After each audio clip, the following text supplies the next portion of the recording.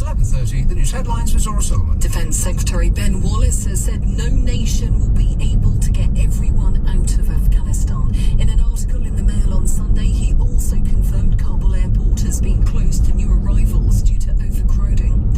It's being reported the Foreign Secretary Dominic Raab was ordered home from his holiday in Crete by Downing Street as Afghanistan collapsed into chaos, but the Sunday Times claims he stayed for 2 more days because Boris Johnson reportedly told him he could. And a state of emergency is being declared in New York City as Hurricane Henri heads straight for the state. It's expected to make landfall tomorrow. Forecasters also predict a dangerous storm surge could occur as soon as tonight there in areas around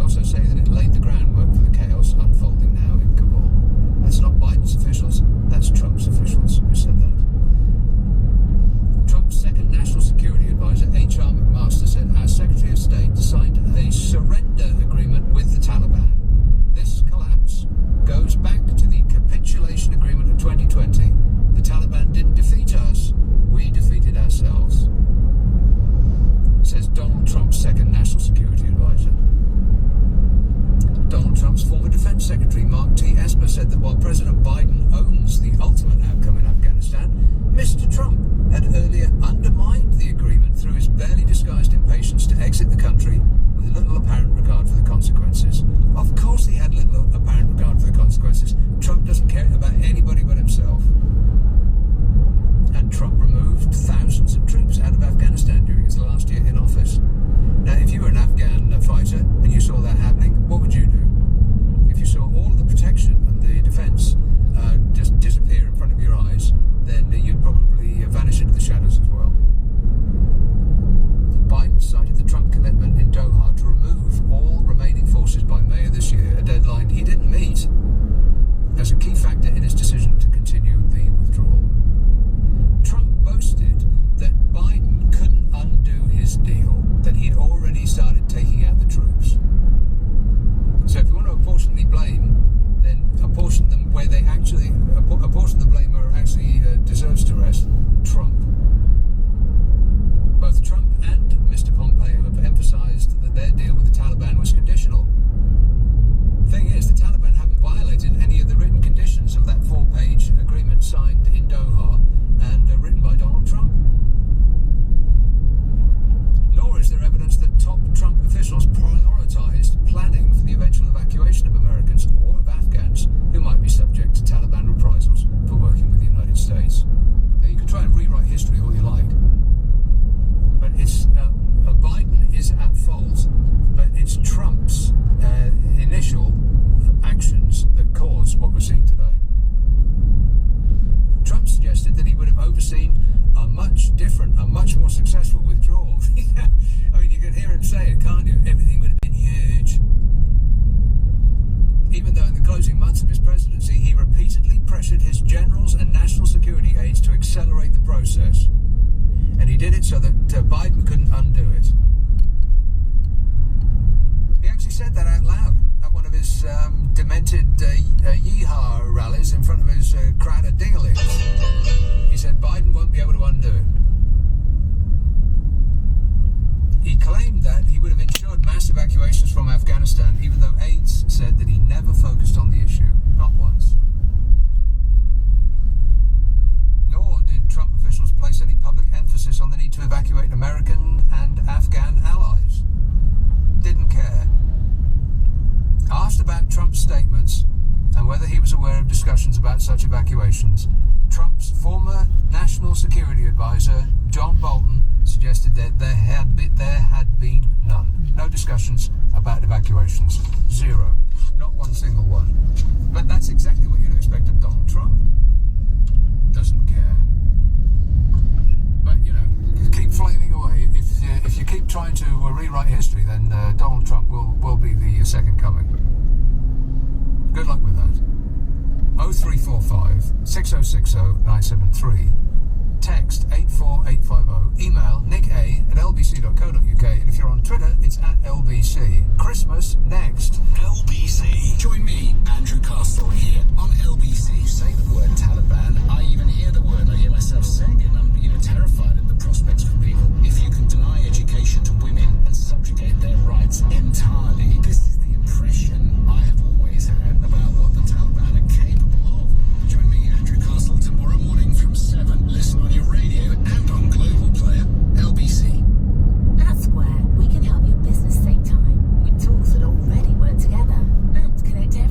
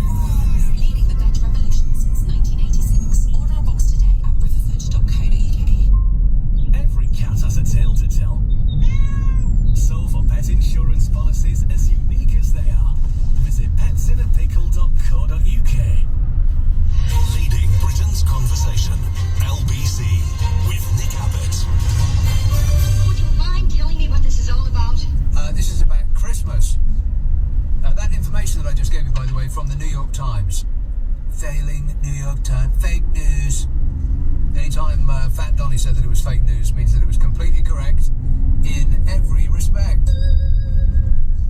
Right, you want to hear about Christmas? Yes. Well, you're not gonna like it. British poultry producers have warned that a lack of staff due to Brexit could hit the supply of turkeys and see serious shortages this Christmas. Brexit's cancelled Christmas.